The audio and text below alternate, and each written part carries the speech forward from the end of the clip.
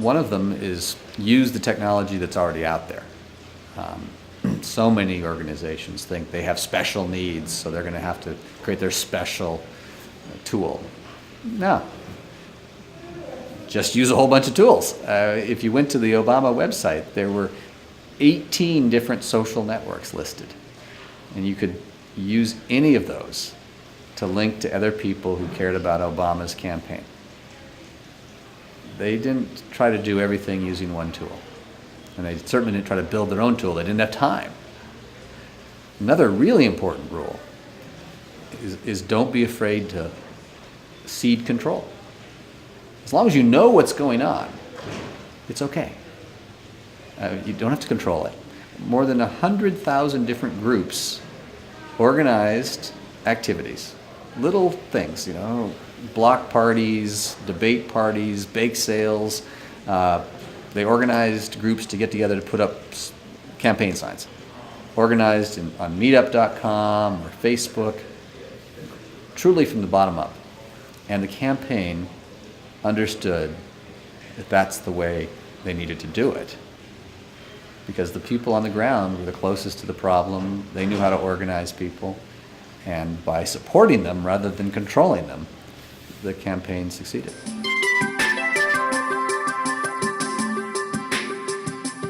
Well, the big change is that the internet's becoming a platform for computing. It's not just a network for sharing information back and forth. It's actually now a place where you can go and do the calculations you need to do.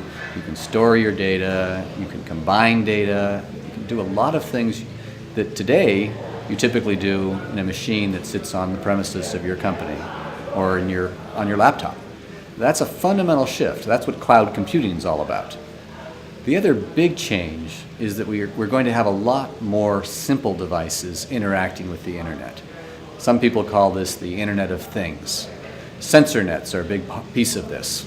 We'll have 10-cent devices that will monitor the humidity in your lawn, so you'll know whether you need to have the sprinklers turned on.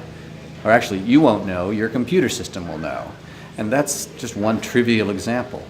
But that's a different world. It's a world where we have hundreds of billions of devices sharing data on the internet with the cloud, which then processes the data and shares it with all the people that need to know it or are authorized to know it.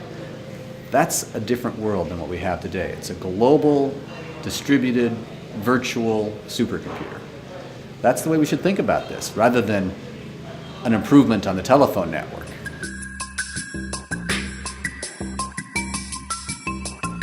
One thing that a lot of entrepreneurs is using is the cloud services like Amazon Elastic Compute Cloud. Most VCs in the Silicon Valley area will tell people who come into their office that they're not going to buy a bunch of equipment and software. They don't want to have a bunch of servers sitting in offices. So what they do instead is they tell the startups that they're funding that they're going to buy all their cycles, all their storage, all their web hosting from the Amazon Elastic Compute Cloud or similar services from Microsoft or IBM. That's where the first examples of serious cloud computing utilization in the commercial sector has come from. Thousands of these startups are building their entire infrastructure on the Amazon infrastructure. The joke in the Valley is now that your entire capital budget consists of a laptop and a cell phone for every employee and a coffee maker. The most important opportunity, and the one that companies have been reluctant to use, particularly startups, has been using social networks to help design the product. The typical idea is, I've got a good idea, I'm going to keep it in-house, and I'm going to work on it with my handful of carefully selected employees. But some of the most successful companies are just opening up from a very early point. They're saying, okay, here's what we're doing. We're going to tackle this problem. Who has good ideas to help us?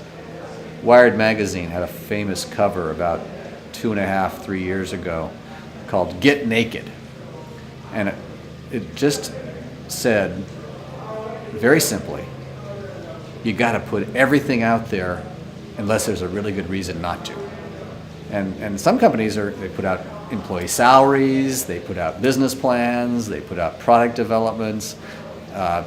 They're sharing as much as they can because they know they'll get more feedback, more response, corrections, and partners who will see how exciting their company is. And that's a different mindset. It's very different than what most companies tend to do. But if you use the technology to tell the world what you're doing in great detail, they'll tell you how to do it better.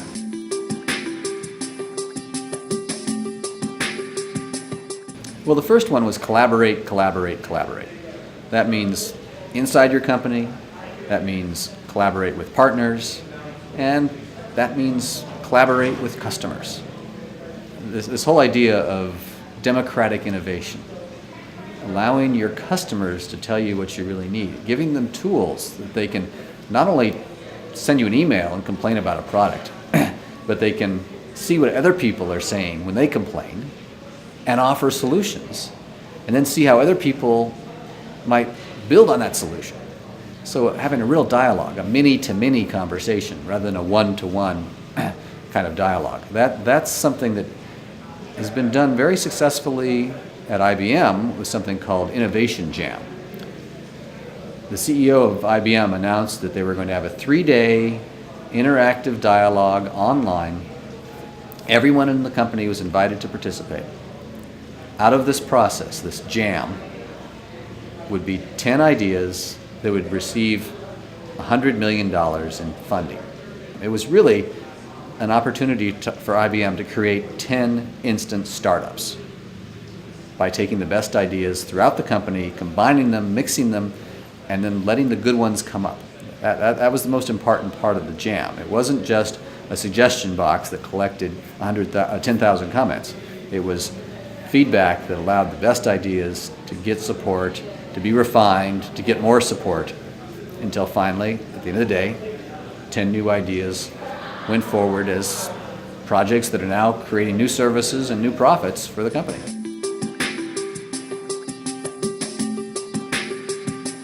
The first thing to do is to use the net to figure out where there's a problem that people are grappling with.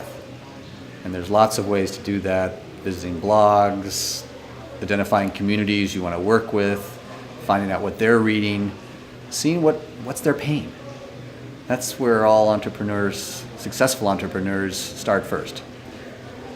Who's got a pain? And often it's they've got a pain. They've got a problem they want to solve, and they assume that there's another million people who have the same problem. So use the net to do the research to find the pain points. This next thing, use the net to find the partners. Recruit the employees that you need. And then use the net to build a community around your product before you have a product. Build a community of people who are excited about your problem and who have their own idea on how to solve it and might be willing to give you some free advice. And then, of course, use the net to do what we see so many companies doing: make a name for themselves, create some buzz, market their product to the global audience that is interested.